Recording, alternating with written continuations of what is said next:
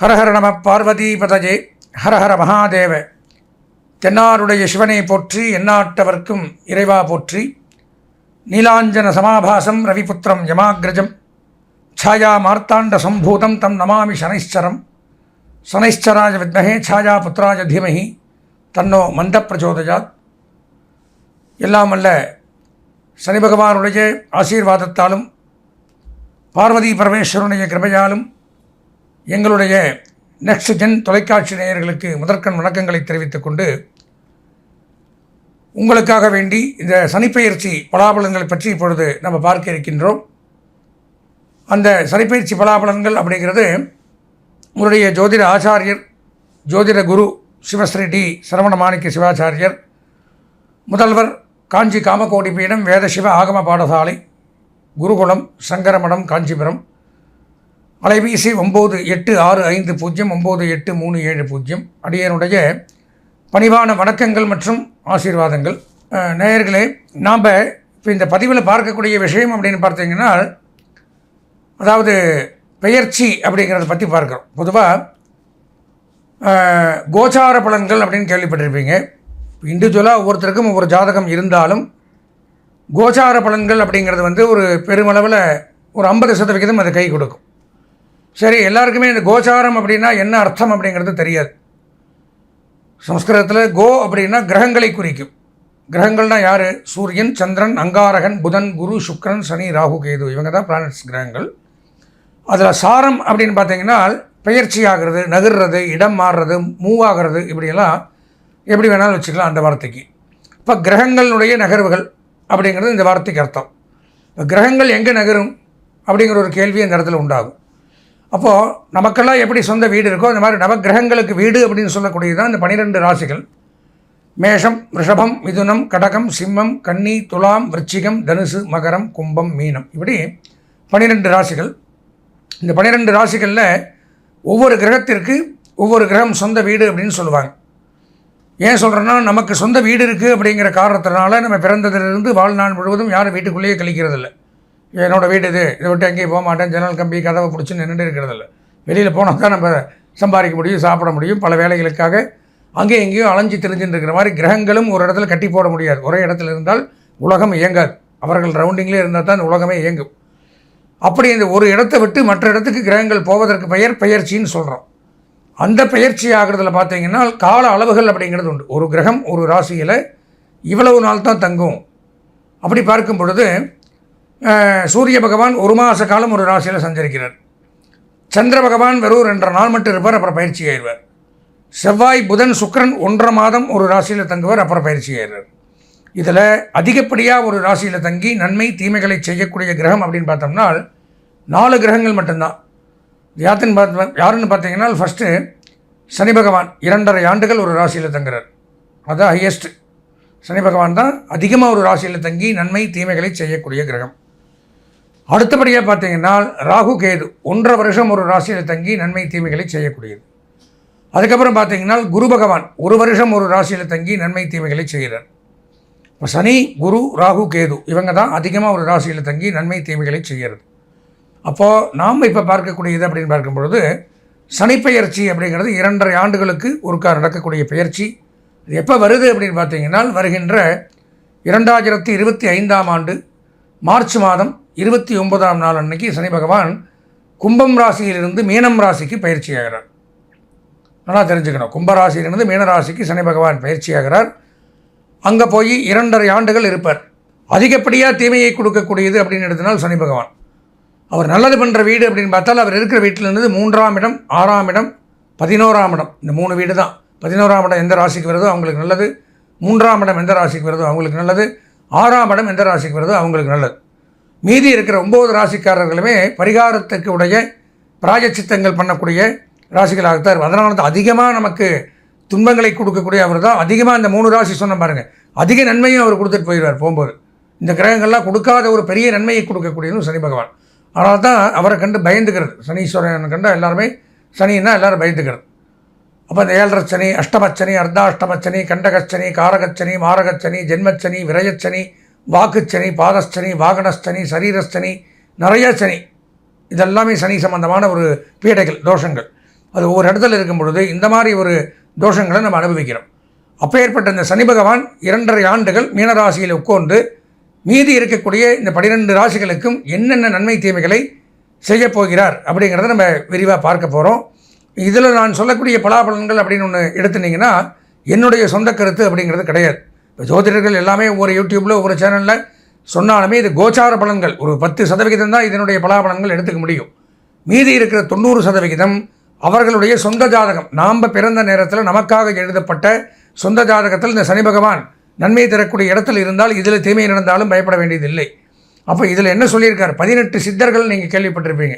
பல ஆயிரம் ஆண்டுகளுக்கு முன்பாக வாழ்ந்து மறைந்தவர்கள் சித்தர்கள். சித்தர்னு என்ன அர்த்தம்? சித்திக்கக்கூடிய, சித்தியாகிறதுனா நடக்கக்கூடியது அப்படின்னு அர்த்தம். சித்தி விநாயகர்னு கேள்விப்பட்டிருப்பீங்க. சித்தி ஆகிறதுனா என்ன நினைக்கிறமோ அது நடக்கிறது. அதில் தான் உங்களுக்கு சித்தர்னு பேர். அவங்க என்ன சொன்னாலும் நடக்கும் அப்படின்னு பேர். அதில் புலிப்பாணி சித்தர்னு ஒருவர் இந்த பல ஆயிரம் ஆண்டுகளுக்கு முன்னாக இந்த ஜோதிட அரிச்சுவடியில் இன்னென்ன கிரகங்கள் இங்கே இருந்தால் இப்படி தான் இருக்கும் அப்படிங்கிறத நமக்காக வேண்டி அப்போவே எல்லாம் எழுதி வச்சுட்டு போயிருக்கார்.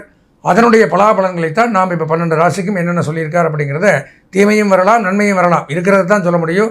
உங்களை சந்தோஷப்படுத்தணும் அப்படிங்கிறதுக்காக நீங்கள் அப்படி இருப்பீங்க இப்படி இருப்பீங்க சூப்பராக இருப்பீங்கன்னு சொல்கிறது ஒரு நல்ல சேனல் அப்படிங்கிறது கிடையாது. நல்ல ஜோதிடருக்கு அழகு கிடையாது.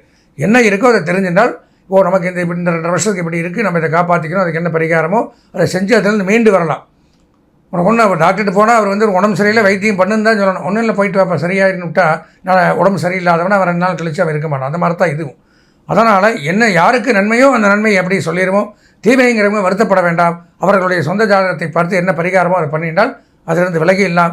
எனவே இந்த 12 ராசிக்காரர்களும் இந்த பதிவை எங்களுடைய சேனலையும் சப்ஸ்கிரைப் செய்து பெல் பட்டனை அழுத்தி முழுமையாக இந்த பதிவை கண்டுகளிக்குமாறு கேட்டுக்கொண்டு, அன்பார்ந்த எங்களுடைய பூரட்டாதி உத்திரட்டாதி ரேவதி ஆகிய நட்சத்திரத்தில் பிறந்த மீனராசி நேயர்களுக்கு முதற்கண் வணக்கங்களை தெரிவித்துக் கொண்டு, நாம் இப்போ இந்த தொலைக்காட்சியின் பதிவின் மூலம் காணக்கூடிய நிகழ்ச்சி அப்படின்னு பார்த்தீங்கன்னா 2.5 ஆண்டுகளுக்கு ஒரு முறை ஒரு ராசியை விட்டு மற்றொரு ராசிக்கு பயிற்சியாகக்கூடிய சனி பகவான், அதாவது வருகின்ற 2025ஆம் ஆண்டு மார்ச் மாதம் 29ஆம் நாள் கும்பம் ராசியிலிருந்து மீனம் ராசியான உங்களுடைய ராசிக்கு தான் வந்து உட்கார்றார். ஜென்மச்சனின்னு பேர். உங்கள் தலைமையில் சனி உட்கார்றது தான் ஜென்மச்சனி. பொதுவாக கடந்த 2.5 வருஷமாகவே விரயச்சனியில் பல விதமான கஷ்டங்களை பற்றிருந்தால் இருக்கீங்க. அதில் ஜென்மச்சனி அப்படிங்கிறது இன்னும் சிரமத்தை கொடுக்கும். அலைச்சல், வேதனை, துன்பம், துயரங்கள், கஷ்டங்கள், சங்கடங்கள், மன உளைச்சல், பிரிவு, மனவேதனைகள், பல நல்லது அப்படின்னு சொல்ல முடியாது, சிரமந்தான். அப்பேற்பட்ட அந்த சனி அப்படிங்கிறவர் இந்த மீனராசிக்கு வரும் பொழுது நமக்கு என்னென்ன நன்மை தீமைகளை செய்யப் போகிறார் அப்படிங்கிறத இந்த பதிவில் பார்க்குறது அப்படிங்கிறது நான் என்னுடைய கருத்தையோ என்னுடைய சொந்த ஜாதகம் நான் பார்த்து சொல்கிறதோ நீங்கள் எடுத்துக்க வேண்டாம். 18 சித்தர்களில் ஒருவரான புலிப்பாணி சித்தர் அப்படிங்கிறவர் இந்த ஜோதிட ஆராய்ச்சிகள்லாம் செய்து பல ஆயிரம் ஆண்டுகளுக்கு முன்பாகவே தன்னுடைய ஜோதிட அரிச்சுவடி நூல்கள் இதில் எல்லாம் இன்னென்ன இடத்துல இன்னென்ன கிரகங்கள் இருந்தால் இன்னென்ன நன்மை தீமைகள் அப்படிங்கிறத சொல்லிட்டு போயிருக்கார். அதைத்தான் அவர் பாடலாக எழுதிட்டு போனதை விளக்க முறையாக எடுத்து நான் உங்கள்கிட்ட விளக்கமாக சொல்கிறேன். இப்போ கெட்டது வந்துருச்சு அப்படின்னா அதுக்கு பரிகாரம் இருக்கும், முடிவில் அது என்ன பண்ணலாங்கிறதையும் சொல்கிறேன். பொதுவாக மீனராசி அப்படின்னாலே ஆன்மீகத்துறையில் அதிக நாட்டம் உள்ளவர்கள், இறை வழிபாடு, குருமார்கள், டீச்சர்ஸ் அதிகமாக இருப்பீங்க, போதிக்கக்கூடியவர்கள், அழகு பொருந்தியவர்கள், தியானம், ஜபம், தபம் இதில் அதிகமாக ஈடுபாடு கொண்டவர்கள், பிறருக்கு உதவக்கூடியவர்கள், இப்படியெல்லாம் சொல்லிகிட்டே போகலாம். அப்பேற்பட்ட தங்களுக்கு ஜென்மச்சனி உங்கள் ராசியில் சனி வரும்பொழுது என்ன நடக்கும்னு சொல்கிறாருன்னா, சனி பகவான் 1ல் வரும்பொழுது பாரப்பா 12 ஜென்மம்னா 1 2 பாங்கான முடவன் சஞ்சார நாளில் சீரப்பா சிரநோயும் அம்மை பேதி சிவசிவா ஜலபயமும் பொருளும் சேதம் கூரப்பா குடியேறி போகச் செய்வான் கொற்றவனே குடும்பத்தில் களவு போகும் வீரப்பா வெகுபேருக்கு கொடியோனாகி விளங்குவான் புவிதனிலே விளம்பக்கேளே அப்படிங்கிறார். பல பேருக்கு கஷ்டத்தை கொடுக்கக்கூடிய அமைப்பு அப்படிங்கிறது தான் போட்டிருக்கார். அதாவது சனி பகவான் 1ஆம் இடத்துக்கு வரும்பொழுது, அப்போது 1ஆம் இடத்துல சனி ஜென்மச்சனி அப்படின்னு பார்க்கும் பொழுது ரோகம் அப்படிங்கிறத கொடுக்குறார். எடுத்தோடனே வியாதி, உடலில் ஏதோ ஒரு நோய் அப்படிங்கிறது ஏற்கனவே இருந்தால் அந்த நோய் அப்படிங்கிறது அதிகரிக்குது. ரோகம், அசௌக்கிரியை, அதாவது தேவையில்லாத அசௌக்கிரியை, தேவையில்லாத செயலில் ஈடுபடுறது. கிரியைனா செயல், அசௌக்கிரியைனா சௌக்கியம் இல்லாத, நற்குணங்கள் இல்லாத, நல்லது இல்லாத செயல், கெட்டதை செய்வான் அப்படிங்கிறது தான் அதுக்கு பேர். கெட்ட செயல்களில் ஈடுபடுறது. பிரேத காரியம் செய்தல். பிரேத காரியம்னா வீட்டில் யாராவது இறந்து போயிடுறது, கர்மா பண்ணுறது, இவன் தான் அதுக்கு அது புரிஞ்சுக்கும். அந்த மாதிரி அதுக்கு கர்த்தாவாக இருந்து பண்ண வேண்டிய அமைப்பு பிரேத காரியம் செய்தல். பந்து ஜனங்களின் பிள்ளை பிரிவை அடைதல், சொந்தக்காரங்களை விட்டு பிரிஞ்சிடுறது. மீனராசிக்காரர்கள் சண்டை சச்சரவு பிரச்சனை அந்த மாதிரிலாம் கொடுப்பார். விலங்குனால் பீடிக்கப்படுவான். விலங்கு மாற்றுறது, சிறை பயம், நெருப்புனால் பயம், இதெல்லாம் ஏற்படுமா, ஜாக்கிரதையாக இருக்கணும். சிநேகிதர், நம்மளுடைய நண்பர்கள், மிகவும் நெருங்கிய நண்பர்கள் நம்மளை விட்டு பிரிஞ்சு போகிறது. சிநேகிதன் இல்லாதவனாகிறான், வீடு இல்லாதவனாகிறான், இருந்த வீடு வைக்கக்கூடிய அமைப்பு அப்படிங்கிறது ஆகும். வேறு தேசத்தை சென்றடைவான். இருக்கிற இடத்த விட்டு எங்கேயாவது தூர தேசம், பரதேசின்னு சொல்கிறாங்களே அதுதான் அது. பரம்னா வெளியில், தேசம்னா வேறு தேசம். பல தேசங்களுக்கு அலையக்கூடியவன், அதான் பரதேசின்னு சொல்கிறோம். வேறு தேசங்களாக அலையக்கூடியவன். நன்மையை விளைவிக்காத பொருள் அப்படிங்கிறத வாங்குவான். நன்மையை கொடுக்காத பொருளை வாங்கி வச்சுருப்பான் வீட்டில். புத்திரர்கள், இவர்களால் பிரச்சனை, உங்களுடைய வாரிசுகளால் பிரச்சனை. அடிக்கடி வெளியே அலைந்து திரியக்கூடிய அமைப்பை ஏற்படுத்துமா மீனராசிக்காரர்களுக்கு. ஆயுத பயம், கட்டுப்படுதல், சிறைப்படுதல், பிறர் வழிப்படுதல், பிறர் யாரும் சொல்கிறத கேட்பார் பேச்சு கேட்டு தன் வாழ்க்கையை நடத்தக்கூடியவர். பிறர் செய்யக்கூடிய அவமதிப்புக்கு ஆளாகக்கூடியவர். ஏமாற்றப்படக்கூடியவர்கள், பெண்களால் ஏமாற்றப்படக்கூடியவர். தனம், இவற்றின் நாசத்தை பெறுகிறான். விஷபயம், நெருப்பு பயம் அப்படிங்கிறது கண்டிப்பாக விஷத்தை கையில் எடுக்க வைக்கும், அல்லது தீ குளிக்கிறதுக்கு அந்த மாதிரிலாம் தோணுமா, அந்த மாதிரி அமைப்புகள் உண்டாகும். சில பேர் வெளிநாட்டில் போய் சேர்ந்துட்டு அங்கே போய் கஷ்டப்பட்டு இங்கேயும் வர முடியாமல் சோர்வை அடையக்கூடிய அமைப்பு அப்படிங்கிறத கொடுக்குறார். பண இழப்பு, குழந்தை இழப்பு, புத்திர இழப்பு, கால்நடை பயணங்களால் சோர்வு, வண்டி வாகனம் இல்லாமல் போயிடுவான், எங்கே போனாலும் நடந்தே போய் சோர்வை அடையணுமா, அந்த மாதிரி அமைப்பு. மருத்துவமனை செலவு, மிருத்யு பயம், மிருத்யுனா யமன், யம பயம், மரண பயம் அப்படிங்கிறது உண்டாகுது. நெருப்பினால், விஷத்தினால் பீடை. இரண்டாவது சுற்று ஜென்மச்சனி அப்படின்னா ஓரளவு நன்மை. ஃபஸ்ட்டு ஜென்மச்சனி அப்படிங்கும் பொழுது தீமை அப்படிங்கிறதான் ஏற்படுத்துகிறார். பொதுவாக இந்த ஜென்மச்சனி அப்படின்னு எடுத்துட்டோம்னால் பலவிதமான துன்பங்கள், துயரங்களை தவிர வேறு ஒன்றும் கொடுக்க. ஏன்னா சனி, நான் முதல்ல சொல்லிட்டேன், சனி பகவான் 3ஆம் இடம், 6ஆம் இடம், 11ஆம் இடத்துக்கு தான் நன்மை செய்வார், மற்றதுக்கு செய்ய மாட்டார். அதுலேயே அவர் உட்கார வந்த வீடு ஜென்மச்சனி. எப்படி நல்லது பண்ணுவார், தலை மேலே உட்காந்து நல்லது பண்ணுவாரா, என்னென்ன கெட்டது உண்டோ அத்தனையும் பண்ணுவார். அப்படி இருந்தாலும் இதில் ஒரு எக்ஸம்ஷன் என்னென்னு பார்த்தீங்கன்னா, ஒரு நல்ல பலன்னா உங்களுடைய சொந்த ஜாதகத்தை பார்க்கணும். அந்த சொந்த ஜாதகம் நீங்கள் பிறந்த நேரத்தில் இருந்த சொந்த ஜாதகத்தில் இந்த சனி பகவான் இருக்கக்கூடிய கட்டம் நல்ல கட்டம், அவர் உச்சம், ஆட்சி, இந்த மாதிரி பார்வை, இந்த மாதிரிலாம் சொல்லுவாங்க, உங்களுக்கு புரியாது. அந்த மாதிரியெல்லாம் இருந்தால் இதில் ஜென்மச்சனியாக இருந்தாலும் பலவித கட்டங்கள் இதில் கொடுத்தாலும் அதிலிருந்து விடுபடலாம். ஏன் சொல்கிறேன்னா, இந்த ஆண்டு எந்த வருடமும் இல்லாத அளவிற்கு 4 பயிற்சிகள், குரு பயிற்சி, ராகு பயிற்சி, கேது பயிற்சி, சனி பயிற்சி, இது 4 நடக்குது.